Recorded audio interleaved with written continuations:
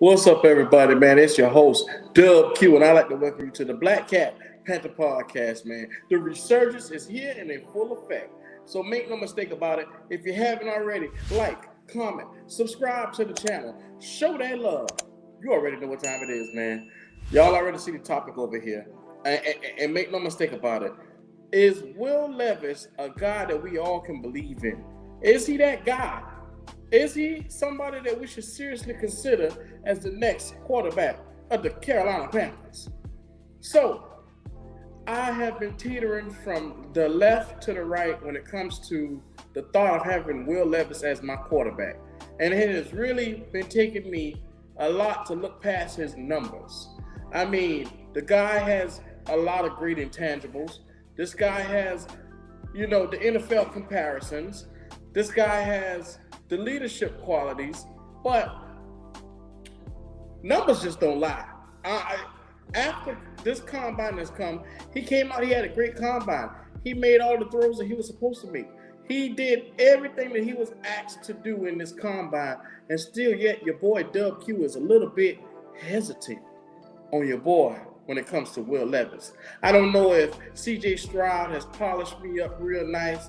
I don't know if AR-15 has me polished up on the other side real nice. But what I do know is every time I look at Will Levis, I can't get over his numbers. Now, Anthony Richardson put up similar numbers to Will Levis, a little bit, like I said, quarterback rating was a little worse. But what he has shown then from that point to this is growth. What he has shown as he's elevated. He's shown that on every level, his arm has looked better. His decision-making has looked better. Even in the combine, he has swift, fluid throws. And when it comes to Will Levis, he still seems like he's on the same level that he was when the college season ended. For me, that's a problem. Because it seems to me, maybe you're not taking your craft seriously. But that's just me on the outside looking in. I mean, make no mistake about it. Everybody knows what Will Levis' stats look like, and I know everybody feels like, this guy had a lot that he was dealing with last year.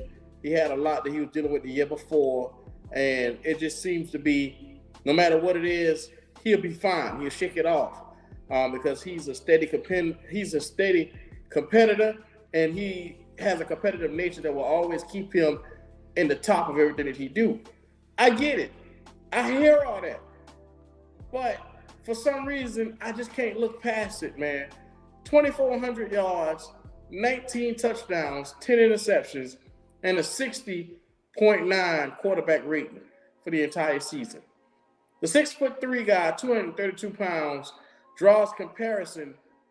His NFL comparison is that good old Allen Bush all the way up there in Buffalo. Man, the thing is with Allen, it took Allen a little while to get into where he needs to be.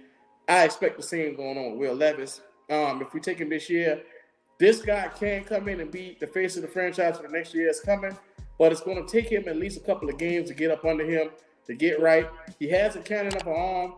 He can sling that ball, but decision-making has always been his biggest downfall. And like I said, 19 touchdowns to 10 interceptions, that's still a big ratio. For one, you saw some of the other quarterbacks like Bryce Young, CJ Stroud were more on that 37 to 40 rack when it comes to throwing touchdowns. So they doubled the touchdowns of what he was given. That's why I say there's a tier 1, there's a tier 2. And Will Levis is definitely on that tier 2 of quarterbacks. But make no mistake about it, it's better than what we had in the last season with Sam Darnold and the crew getting out there and really hustling around. He's better than PJ. He's better than Matt Corral. A lot of people like to say that he posted similar numbers to Matt Corral, but I'm going to be real with you.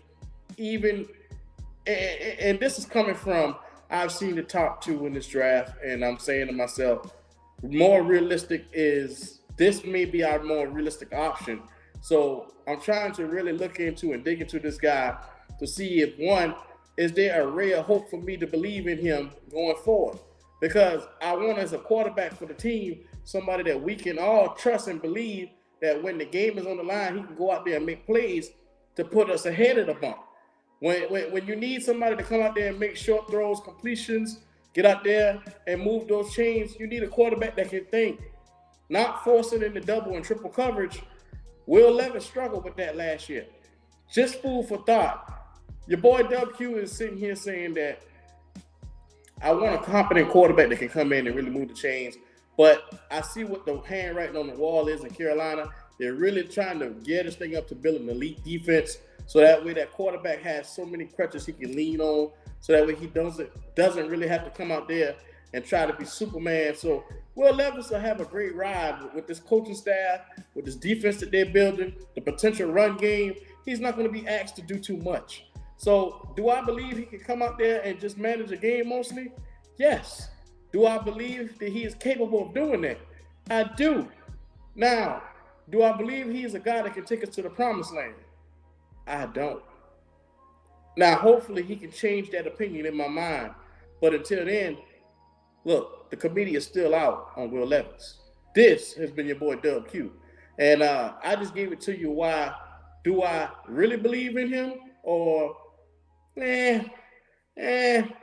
he by default? Man, look, subscribe to the channel. Show that love, man. Y'all already know what time it is.